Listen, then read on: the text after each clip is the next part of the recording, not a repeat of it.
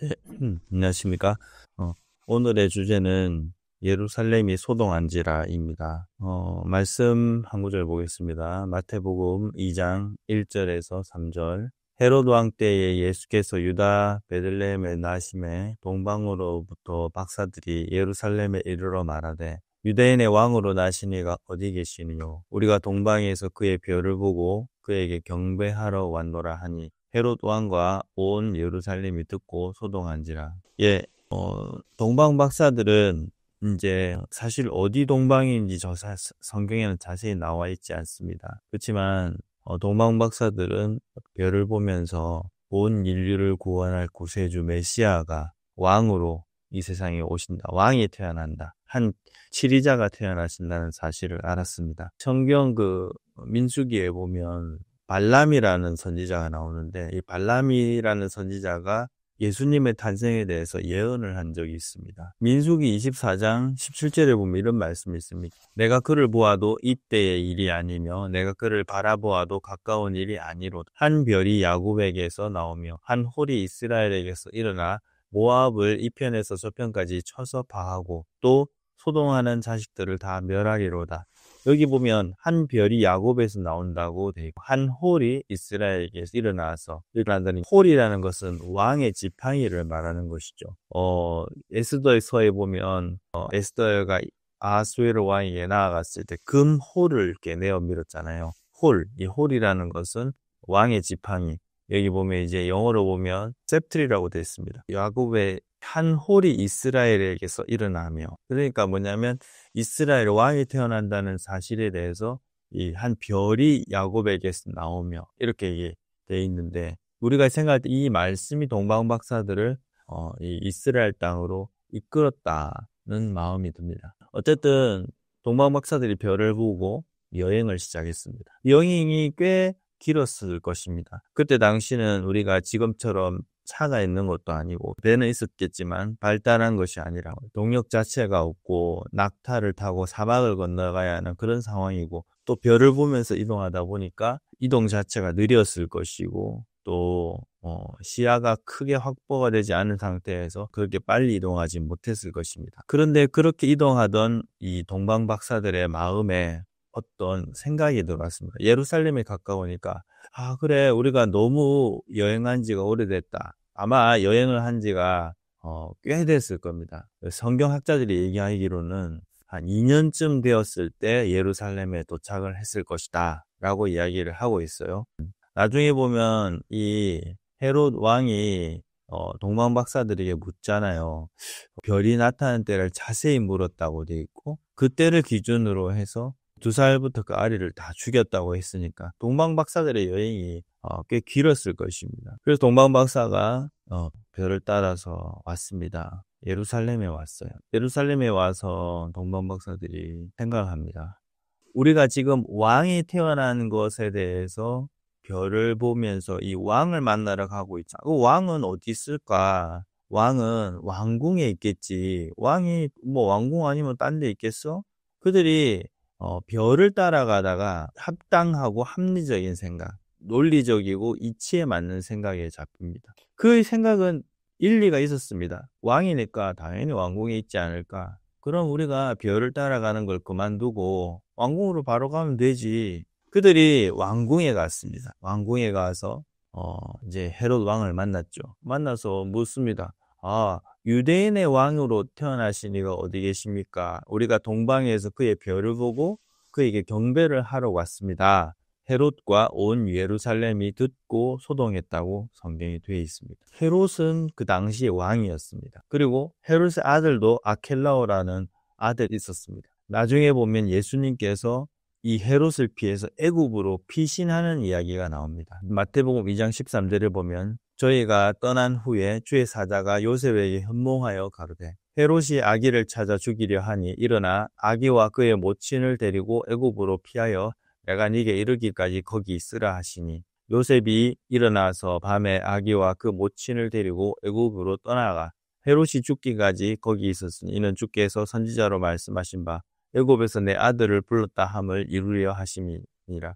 자, 그러니까 그 당시에 왕은 헤롯이었습니다. 또 아켈라오라는 아들이 있었습니다. 이 아켈라오라는 아들은 장성한 사람이었습니다. 이 헤롯이 아기를 베들레헴에 있는 2살 미만의 아기를 죽일 때 예수님이 거기 있으면 같이 죽으니까 하나님이 요셉에게 꿈으로 알려주면서 애굽으로 피신하라고 얘기를 합니다. 그래서 애굽으로 피신을 하게 됩니다. 거기서 헤롯이 죽기까지 있었는데 그게 몇 년인지는 모르겠습니다. 근데 그 뒤에 아직 예수님이 어릴 때 그다음 바로 아켈라오라는 헤롯의 아들이 왕이 되니까 아켈라오라는 아들은 꽤 이제 장성한 아들이었단 말이죠. 근데 동방박사들이 딱 예루살렘에 도착을 해서 헤롯에게 유대인의 왕으로 태어나신 이가 어디 있습니까? 라고 얘기를 하니까 난리가 나는 거예요.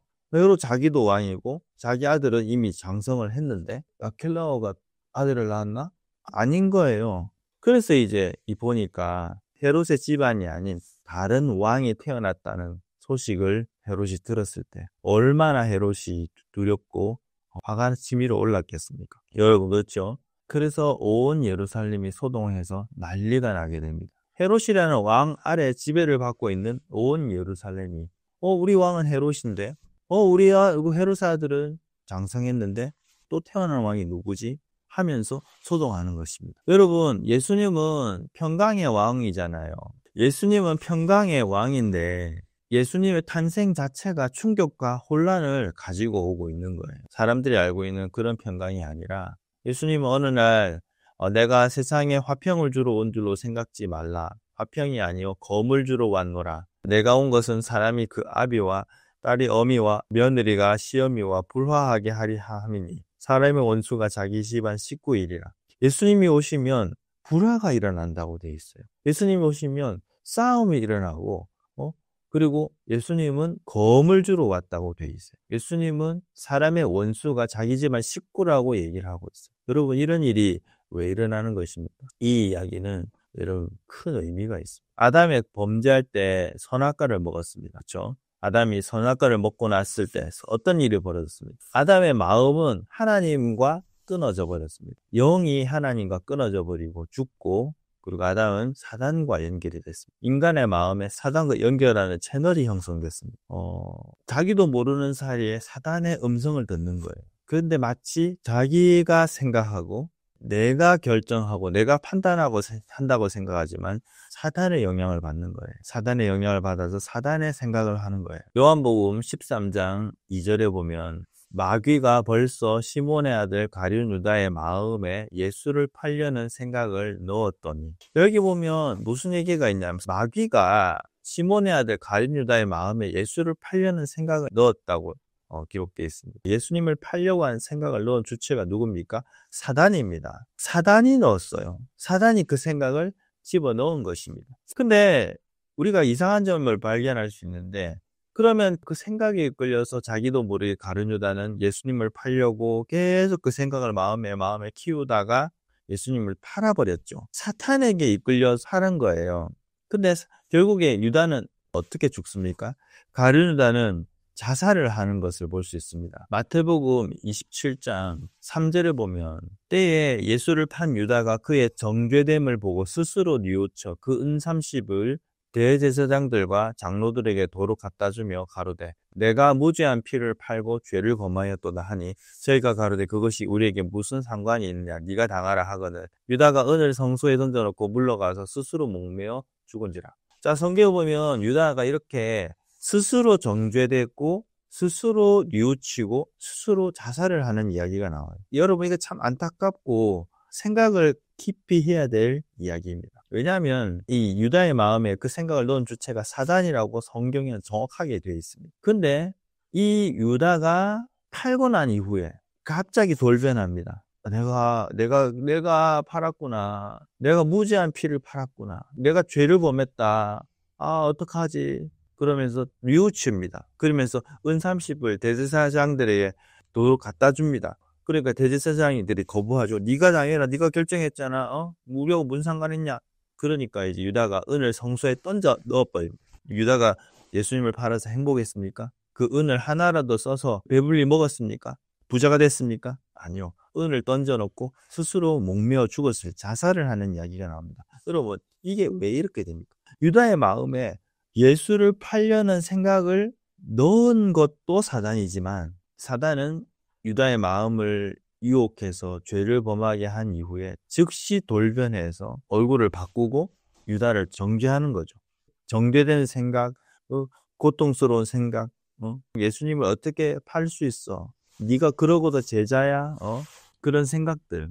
스스로 깊은 정죄 속에 빠져서 헤어나오지를 못하는, 그러면서 스스로 자살하고 싶은 마음, 자살을 해야 되겠다는 마음, 그 마음을 넣어줍니다. 여러분, 이게 사단의 수법입니다. 사단은 우리 마음에 유혹을 주고 죄를 범하게 하고, 죄를 범하고 나면 가면을 바꿔서 우리를 정죄하고 손가락질하고. 여러분, 그게 내가 하는 생각이 아니에요. 그 생각이 결국에 목숨을 끊고 생을 비참하게 마감을 하도록 하는 것이 사단의 수법입니다. 우리가 스스로 하는 생각이 아니라 그렇게 하는 주체가 사단이라고 성경에 정확하게 되어 있습니다. 여러분, 그렇기 때문에 사단에게 지배를 받고 있는 거예요. 여러분, 우리가 알지 못하는 사이에, 여러분, 유다는 전혀 몰랐습니다. 내가 그렇게 생각한다고 생각했고, 내가 그렇게 결정한다고 생각하고, 내가 그렇게 행동한다고 생각했습니다. 그리고 내가 예수님을, 무지한 예수님을 팔아서 나는 죽어야 돼. 스스로 목매어 죽고 비참하게 마칩니다. 여러분, 그게 자기가 아니에요. 여러분, 알아야 됩니다. 여러분, 헤롯은 예루살렘을 다스리고 있어요. 예수님의 탄생의 소식을 동방박사가 들고 갔을 때 온 예루살렘에 난리가 나지 않습니까? 왜요?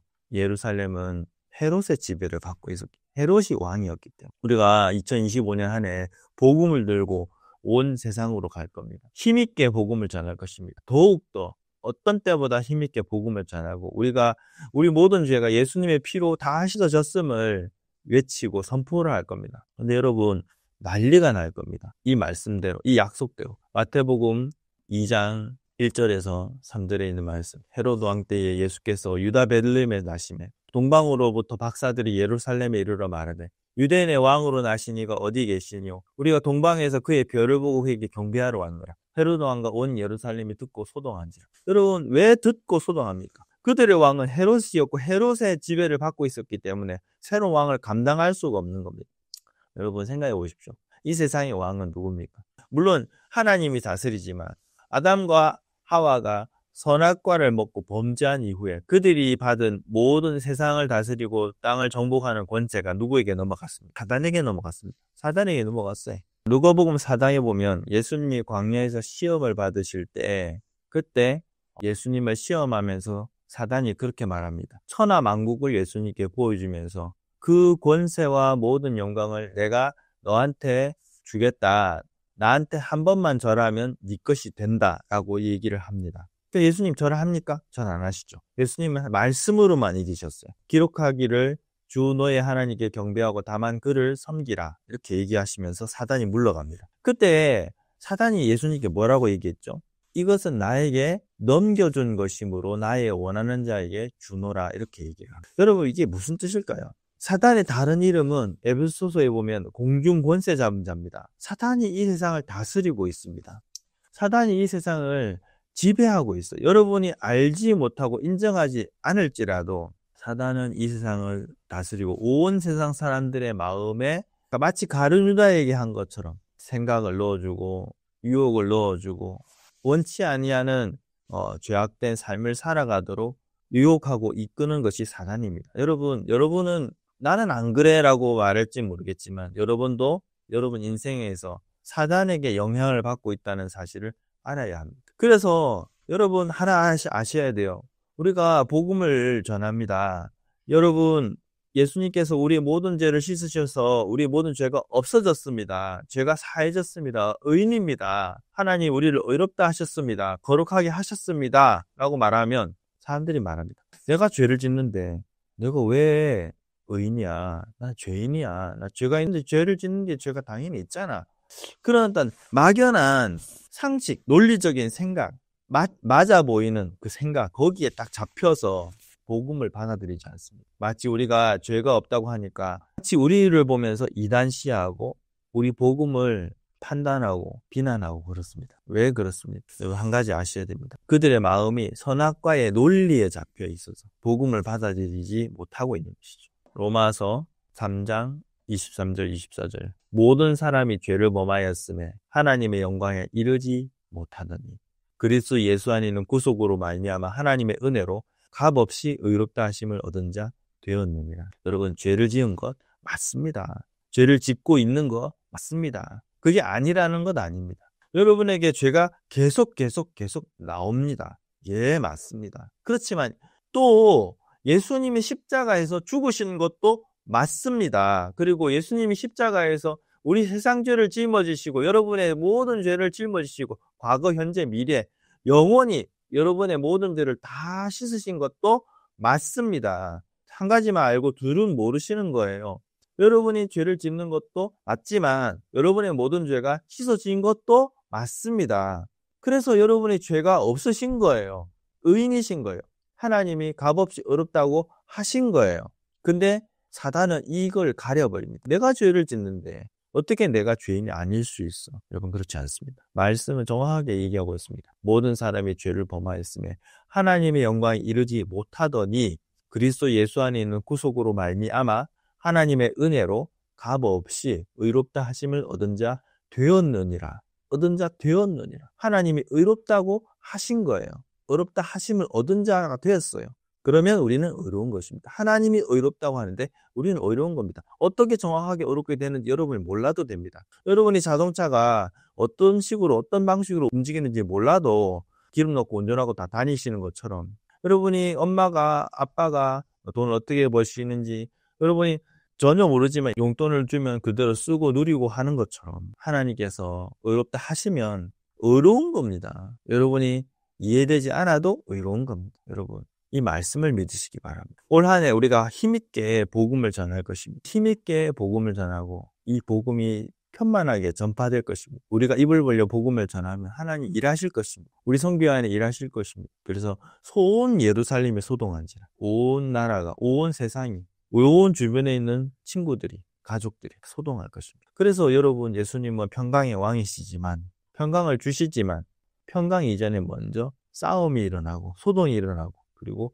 서로 대적하는 일이 일어나는 것입니다. 그렇지만 그 일이 있고 난 이후에 원수가 굴복이 되고 또 대적하는 대적자들이 굴복이 되고 마음이 꺾여서 복음을 같이 받아들이면 같이 하나가 되어서 평안해지고 평화를 얻게 되는 것입니다. 오늘 제가 드리고 싶은 메시지는 여기까지입니다. 여러분, 새해 복 많이 받으시고 평안하시고 건강하시고 또 이 복음과 하시고 이 복음을 받아들이셔서 하나님과 함께하는 2025년 한 해가 되시길 바랍니다. 감사합니다.